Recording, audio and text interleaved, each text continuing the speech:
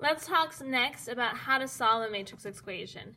So we give you this 2 by 2, which is matrix A. We're trying to find matrix X. That's what that's saying. We don't know what X is. And we also give you matrix B. Okay? So this is what we're trying to solve for. Remember what we said on the front. If you have this matrix A times matrix X equals B, we can't divide, right? We didn't say there's division, but what we said is going to undo a matrix is the inverse. And that inverse is written like that, A to the little -1. And I can also do it on this side. Be aware, I did that quickly, but it has to be on the left-hand side and not the right. Because remember, order matters. So the inverse must be first. Order matters because matrices are not necessarily commutative. So when I do my inverse times the matrix, that cancels it out. It gives us basically 1, or the identity in matrix terms. So X equals the inverse of A times B. This is the key idea for any time that you are solving using a matrix. So I need to find the inverse of A. To find the inverse of A, I first need the determinant of A. Remember, your determinant is going to be 2 times 4, which is 8, minus -1 times 7, which is 7. Our determinant is 1. That makes life nice and easy. So now let's talk about finding the inverse. As we look at the inverse, so A to the little -1 is another way to say the inverse. I'm going to do 1 over my determinant, which is 1. And then I'm going to change things inside my 2 by 2 matrix. And notice we're just doing it with this matrix A. We're going to switch the positions of 4 and 2. We're going to switch the signs of -1 and -7. So rather than being negatives, they're going to change to a positive.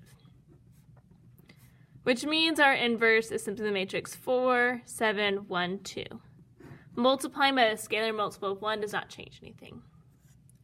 So therefore, if I'm trying to find X, I'm going to go ahead and I'm going to do matrix, the inverse of A, which is this 4, 7, 1, 2.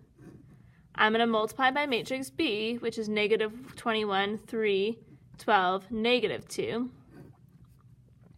Now it's matrix multiplication, like we did last class. 4 times -21 is -84. 7 times 12 is +84.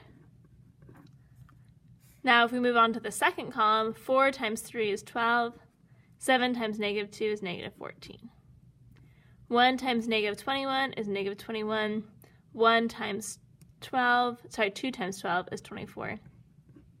1 times 3 is 3. 2 times -2 is -4. As we add things together, we get 0, 2, 3, -1. Which means that A times this matrix equals that, matrix B. Okay. On number 6, same idea applies. We could do elimination, we could do substitution, etc. But we can actually use a matrix to solve this system of equations. The way we're going to set it up is we're going to set it up with a 2 by 2 matrix that has the coefficients of our first and our second equation. So our first equation has a coefficient of 2 and -3. Our second equation, remember we can put a 1 in front of that x, has a coefficient of 1 and 4. If I take that and multiply by xy, notice it gives me my equations. 2 times x plus -3 times y. That's what we have in the first equation. 1 times x plus 4 times y. That's what we have in the second equation. And when we multiply those, it should give us the answers of 19, -7. Just like we saw above, I'm always going to call this first matrix A. We're always finding x and we're looking for B. In order to get matrix A all alone, I'm going to times both sides by the inverse. So x equals the inverse of A times B. These cancel each other out.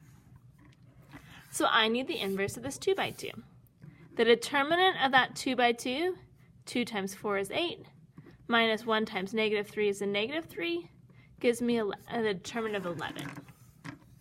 So now the inverse of A is 1 over that 11, and then we need to switch 4 and 2 in our matrix, and we're going to change the signs of 1 and negative 3. So it becomes a negative 1 and a positive 3. You're welcome to multiply out that 1/11th and make it into fractions, or you can leave it out and deal with it at the end. I'm going to deal with it at the end in this case.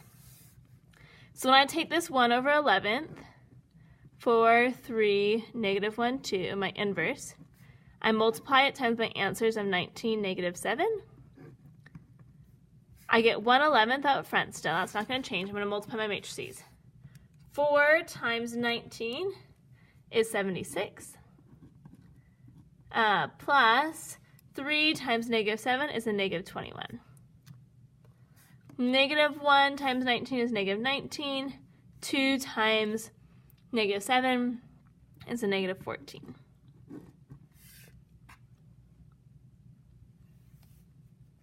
So let's go ahead and let's add these things together. I get 1/11th. 76 plus negative 21 is 55. Negative 19 minus 14 is negative 33. Now it's super easy to multiply by 1/9. I actually get integers to my answers. I have the matrix 5, negative 3. What this represents x, that represents y. So it means that the order paired 5, negative 3 is part of my solution, or is the solution.